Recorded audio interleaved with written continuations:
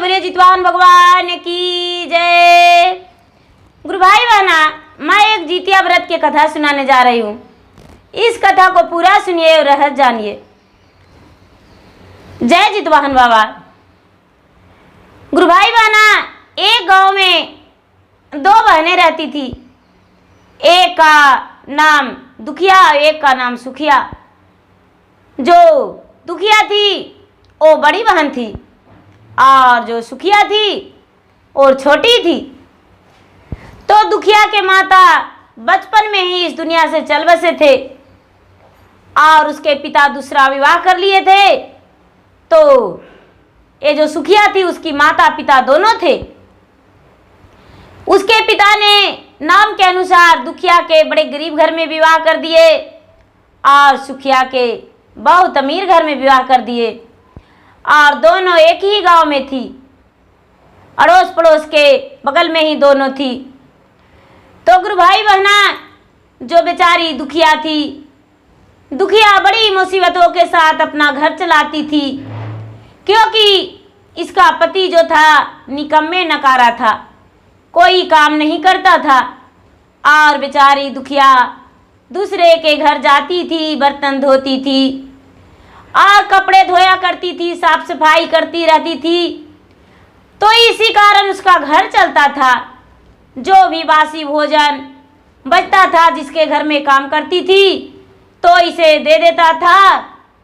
तब बेचारी अपना बच्चे को लाकर खिला देती थी। एक दिन का बात है गुरु भाई बहना कि दुखिया और सुखिया दोनों आपस में मिली। तो सुखिया कहती है दुखिया के कि बोलो बहन, तुम्हारा क्या कुशल मंगल है। तो बोली कि बहन, मैं क्या बताऊं, मेरा तो बड़े मुसीबतों के साथ बड़े मुश्किल से घर चलता है, लेकिन मेरा बच्चे जो हैं ठीक हैं, कोई उसे कोई तकलीफ नहीं। मैंने दूसरे के घर बर्तन धोती हूँ, झाड़ू लगाती हूँ, कपड़े धोती हूँ, उसका घर का साफ सफाई करती हूँ, तो मुझे कुछ मजूरी भी मिलता है और बचा भोजन दे दिया करता है बहन। मैं वही खाना अपने बच्चे को लाकर दे दिया करती हूँ और वही बासी खाना मेरा बच्चा खाता है। गुरु भाई बहना, जब ये दुखिया बोली तो सुखिया कहती है कि मेरा तो कुशल मंगल बहुत सुंदर है बहन, मेरा तो राज ही राज है। मेरा घर में तो दाई दासी नौकर चाकर सब लगा हुआ है। मेरा तो ऐसो आराम का जिंदगी बीत रहा है। दुखिया बेचारी कुछ नहीं बोली।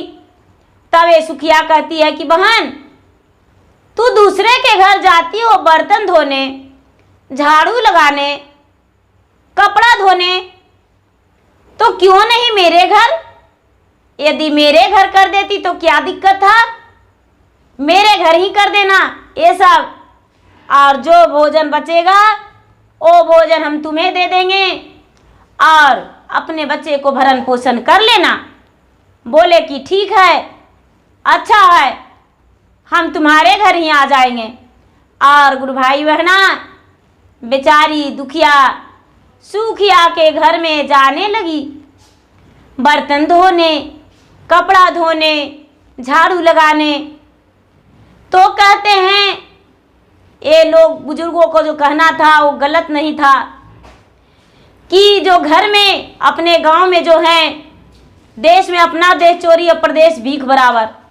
गांव में कोई भी काम करेंगे तो बोलेंगे अरे ऐसे फलना कर रहा है, लेकिन बाहर में वही काम उससे भी बेहतर करेंगे तो कोई कुछ नहीं कहने वाला। बेचारी घर बहन के घर किया करती थी तो कोई उसका वैल्यू नहीं था। बेचारी जितिया के दिन नहाई खाए के दिन गई और बहन से बोली कि बहन, घर में क्या बनेगा खाना। बहन बोली, लो बहन, साग है, इसे बीन दो, काट दो। बहन ने क्या किया, बेचारी दुखिया कि साग के बीन दी, पत्तियां चुन दी और चुन के और डंडल वाली साग रख ली और हरे पत्तीदार बहन के लिए रख दी और बोली, लो बहन, रसोई में रख देना और अपना भोजन बना लेना। चावल फटकने के लिए सुखिया दी तो बेचारी दुखिया ने चावल फटकी और जो खुदी था वो खुद ही अपना लिए रख ली और अच्छा चावल, जो खड़ा दाना चावल था, वो चावल सुखिया को दे दी और अपना घर लेकर आ गई। भोजन बनाई और अपने घर आई और वही डंडे का, जो साग का डंडल था, उसका सब्जी बनाई और खुद ही चावल के भात बनाई, खुद ही चावल के भात बनाई और अपना बच्चे को भोजन कराई और अपने भी की। और शाम में सब एक जगह बैठी थी तो इतना ही में एक बूढ़ी माता दरवाज़ा खटखटाए। दुखिया ने दौड़कर जाकर दरवाज़ा खोली। जब दरवाज़ा खोली दुखिया ने तो एक बूढ़ी माता थे। ये दुखिया उन्हें प्यार से घर में लाई। बूढ़ी माता बोली, बेटी, क्या तुम्हारे घर भोजन कुछ बचा है? तू मुझे भोजन कराएगी? दुखिया बोली, हाँ माता, आवाज से बैठिए। और पकड़ के दुखिया बड़े प्रेम से उन्हें बैठाई और बोली कि माता, मैं क्या कहूँ, मेरे घर डंडल का सब्जी और खुद ही चावल का भात बना है, क्या आप भोजन करेंगे मेरे घर? माता ने बोले, बेटी, तुम्हारे बच्चे, तुम्हारे पति और तुम भला उस डंडल का सब्जी का भोजन और खुद ही चावल का कर सकती हो, तो मैं क्यों नहीं, हम भी तुम्हारे घर ही भोजन करेंगे। और माता ने भोजन कर लिए। माता ने भोजन कर लिए और भोजन करके और कहने लगे कि बेटी, मैं तो अंधी हूँ, मुझे दिखता नहीं है, रात्रि में जाऊंगा तो रास्ते में गिर जाऊंगा। बेटी, मैं एक कोने में सो जाऊं। बेचारी दुखिया अपना बिस्तर छोड़ के और बोली, हे माता, इस पे आप सो जाइए और मैं बच्चों के साथ अपने चटाई पर सो जाते हैं। बेचारी दुखिया चटाई पर सो गई और बूढ़ी माता को बिस्तर पे सुला दी। जब आधी रात हुआ तो बूढ़ी माता कहने लगे, बेटी, क्या तुम्हारे घर बाथरूम है? मैं लघु शंका जाऊंगा। बोले कि बेचारी दुखिया बोली, माता, मेरे घर तो लघु शंका करने के लिए बाथरूम नहीं है माता, आप एक कोने में कर लो, भोरे हम साफ कर देंगे सुबह सुबह। ये जो दुखिया थी, दुखिया ने बोली और माता ने बोले कि तो बेटी, मैं भड़बड़ करूं या छरछर? दुखिया बोली, माता भड़बड़ ही कर दो।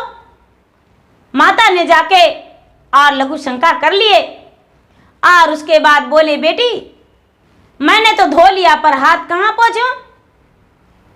ए दुखिया कहती है कि माता, मेरा खुला बाल है, मैं जीवित पुत्री का व्रत करने के लिए उपास कर रहूंगा और मेरा बाल खुला है, तो मेरा बाल में अपना हाथ पोंछ लीजिए। बूढ़ी माता ने उनका बाल में हाथ पोंछ लिए और हाथ पोंछकर और सो गए। लेकिन सवेरे दुखिया उठी तो माता नहीं थे घर में। दुखिया सोची कि माता चले गए होंगे और नहाने गई, नदी में स्नान करने गई दुखिया, तो दुखिया के बालों से सिर पे सोना गिर रहा था।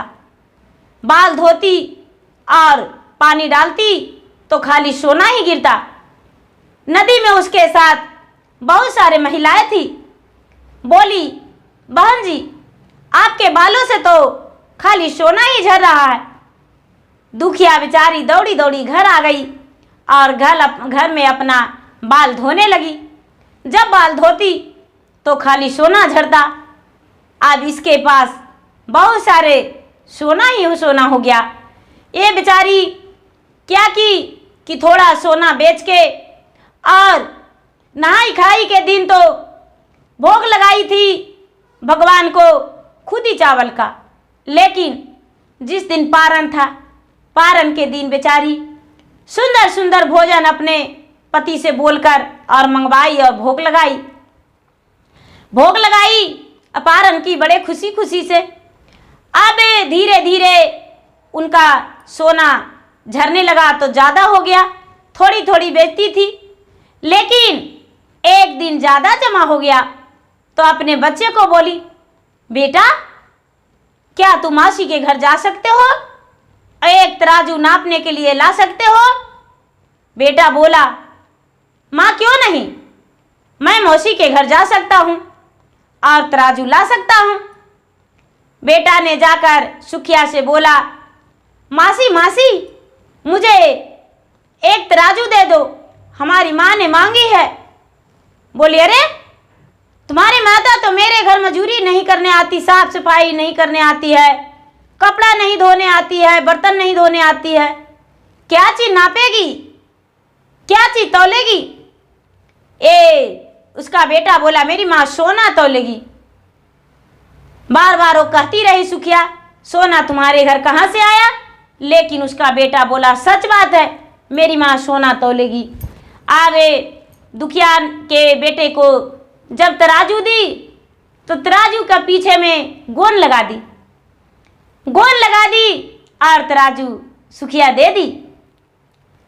दुखिया के बेटा ने तराजू लेकर आया और अपने माँ को दिया, लो माँ तराजू, तराजू से तौल दो।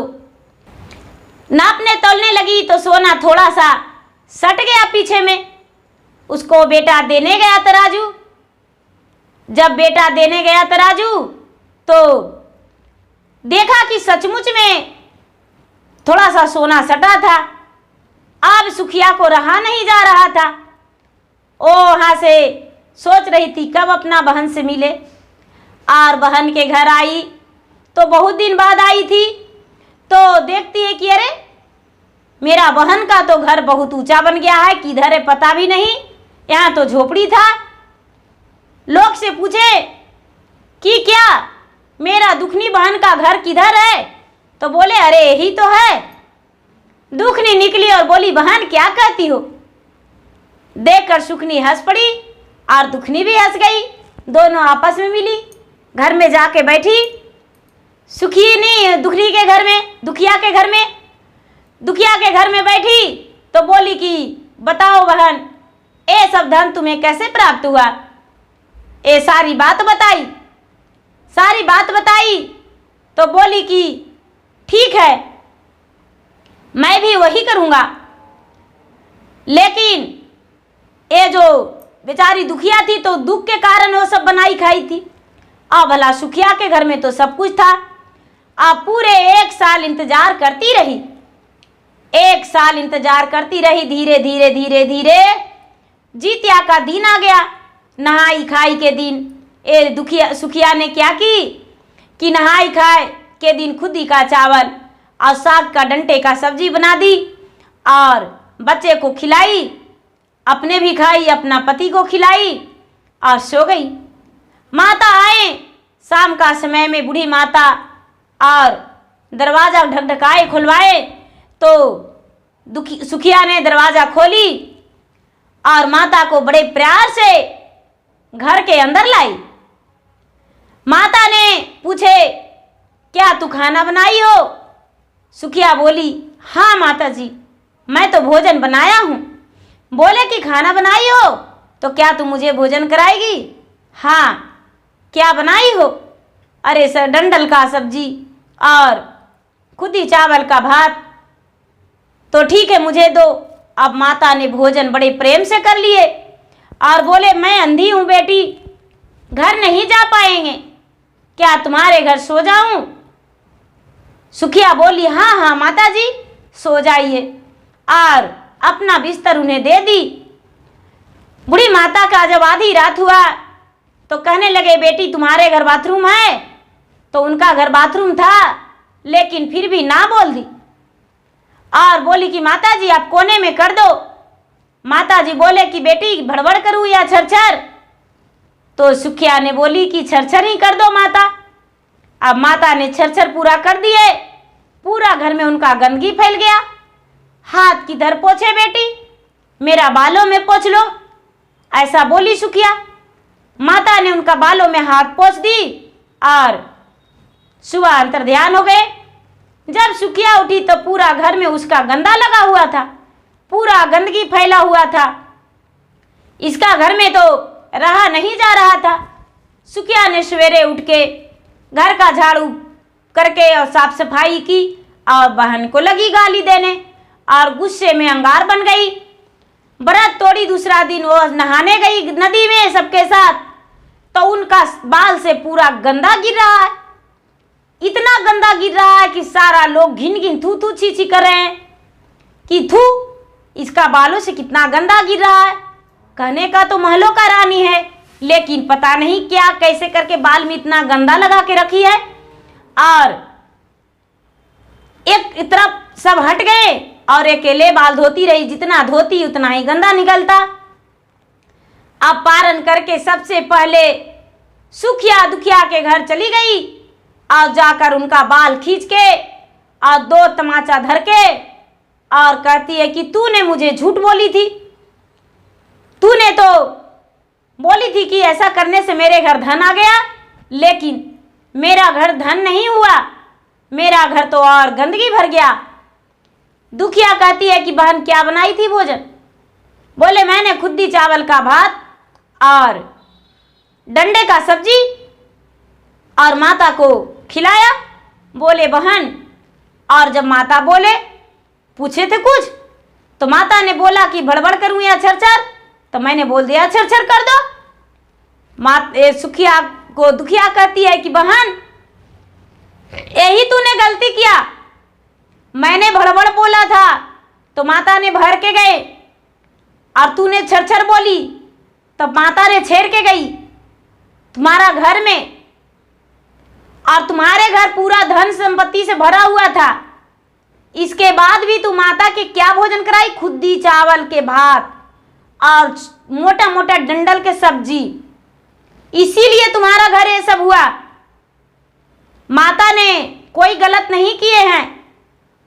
तू प्रेम पूर्वक यदि बनाती भोजन और माता को खिलाती और माता को प्रेम से अपना बाथरूम में जाने को लिए कहती तो एक कोने में बैठा दी, तूने तो गलत किया, इसीलिए माता ने तुम्हारा गंदगी भर दिए घर में। मैं तो यही कहती हूं कि अभी भी तू माता से क्षमा मांगो, क्षमा प्रार्थना करो और जितवाहन भगवान जितिया माई कृपा करके और तुम्हें ये पाप से धो देंगे। ये जो सुखिया थी, सुखिया ने जितवाहन भगवान को हाथ जोड़ के विनती करके, जितिया माई के हाथ जोड़ के विनती करके और बोली कि हे जितवाहन भगवान मुझे क्षमा कर दीजिए, हे जितिया माई मुझे क्षमा कर दीजिए, अब हम ऐसा नहीं करेंगे। जो सारा दिन खाते हैं वही व्रत के दिन भी आपके लिए भोग लगाएंगे और कभी दोबारा भूल कर भी हम खुद्दी चावल का भोग नहीं लगाएंगे। और ऐसे करके और भगवान से क्षमा मांगी, और क्षमा जब मांगी तो उसका घर में गंदगी जो था, गंदगी बिल्कुल सब खत्म हो गया। और जैसे साफ सफाई घर में रहता था उसी तरह साफ सफाई घर में रहने लगा और कोई प्रकार का कोई दुख नहीं हुआ और हर प्रकार के खुशी जैसे भरा था उसी तरह खुशियां ही भर गया। और सुखनी और दुखनी दोनों बराबरी धन में हो गया। जहां तक कि सुखिया के घर में बहुत सारा धन के कमी हो गया दुखिया के सामने, दुखिया बहुत अमीर बन गई और सुखिया जो थी, सुखिया धीरे धीरे इनसे पीछे होने लगी और सुखिया के धन संपत्ति कमने लगा और दुखिया के बढ़ने लगा। दुखिया का पति का दिमागी हालत जो खराब था वो भी बिल्कुल ठीक हो गया और सुखिया तो सुखिया थी ही। तो गुरु भाई बहना, जब इसके माता पिता आए तो देखकर क्रोधित हो उठे कि मैंने तो सुखिया का विवाह ऊंचे घर में किया था, दुखिया का विवाह एक झोपड़ी में। सुखिया कहती है अपने माता पिता से कि हे माताजी पिताजी, जन्म आपने दिया लेकिन कर्म नहीं। जन्म तो माता पिता दे देते हैं लेकिन कर्म नहीं। मैंने भी यही सोचा था, लेकिन दुखिया को दुख नहीं सुख लिखा हुआ था, तो भगवान ने उसे धन दिए और भगवान ने धन देकर और उसे घर भर दिए। मैंने भी सोचा था कि मैं तो, मेरा नाम सुखिया है, मैं गरीब घर नहीं अमीर घराने में हूँ, लेकिन ऐसा नहीं हुआ। भगवान ने मुझे अमीर नहीं रहने दिए, दुखिया ही अमीर हो गई। तो गुरु भाई बहना, किसी का भाग का बंटवारा नहीं होता। धन संपत्ति का तो बंटवारा होता है, लेकिन भाग का बंटवारा नहीं। सारा संपत्ति बढ़ता है, लेकिन भाग नहीं बढ़ता है। जो भाग में लिखा विधाता का होता है वो कोई नहीं मिटता, किसी रूप से ना किसी रूप से वो हो जाता है। तो गुरु भाई बहना, मेरा वीडियो अच्छा लगे तो इसे लाइक कीजिए, शेयर कीजिए, सब्सक्राइब कीजिए। और मैं इंस्टाग्राम पे भी हूँ और मैं फेसबुक पे भी हूँ। मेरा इंस्टाग्राम पे फॉलो कीजिए, मेरा फेसबुक पे फॉलो कीजिए, लाइक कीजिए, शेयर कीजिए। धन्यवाद। जय चितवाहन बाबा।